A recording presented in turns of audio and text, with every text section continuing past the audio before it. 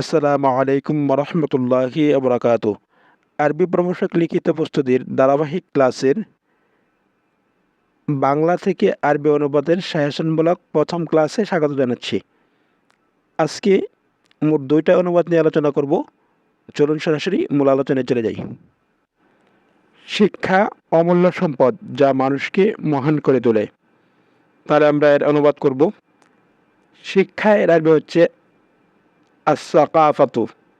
আরবিতে সংস্কৃতি এবং শিক্ষা, এর জন্যে আস-সাকাফাতু শব্দটা ব্যবহার হয়।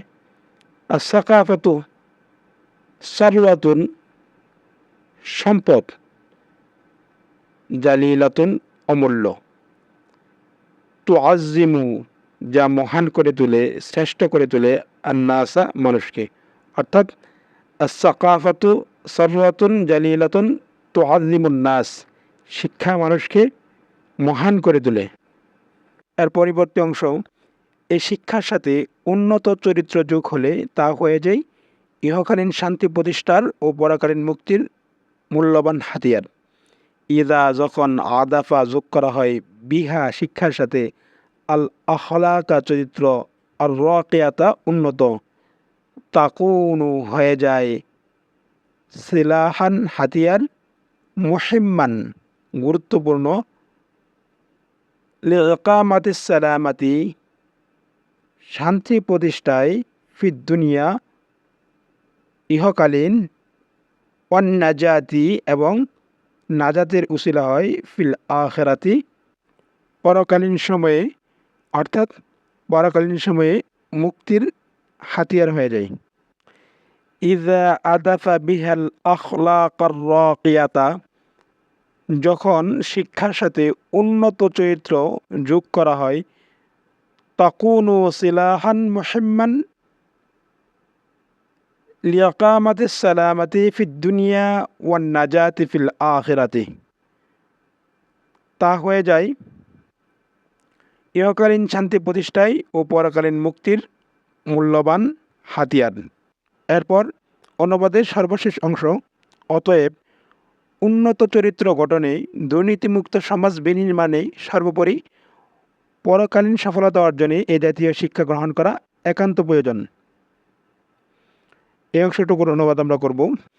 ফায়াজিবু আলাইনা, আমাদের উপর কর্তব্য, আমাদের একান্ত প্রয়োজন, আন নাসকাফা শিক্ষিত হওয়া, বেহাদিহি সাকাফা এই শিক্ষায়, লিতাকওয়িনি গঠন করার জন্যে, আখলাকি চরিত্র, আর রাকিয়াতি উন্নত, ও বিনাই এবং বিনির্মাণে, আল মুজতামাই সমাজ, মা'মুনি মুক্ত, মিনাল খিয়ানাতি দুর্নীতি, ওয়াল ফালাহি এবং সফলতার জন্যে, ফিল আখিরাতি পরকালীন বিষয়ের। আজকের দ্বিতীয় অনুবাদ, সময় অত্যন্ত মূল্যবান। আল ওয়াক্তু সময়, সামিনু মূল্যবান, জিদ্দান অনেক বেশি, অত্যন্ত, অর্থাৎ আল ওয়াক্তু সামিনু জিদ্দান সময় অত্যন্ত মূল্যবান। এরপরের অংশ হচ্ছে, সময় কারো জন্যে অপেক্ষা করে না।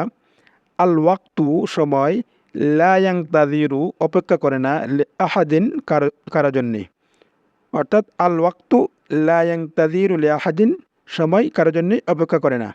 আমাদের প্রত্যেকের সময়ের সদ্ব্যবহার করা উচিত।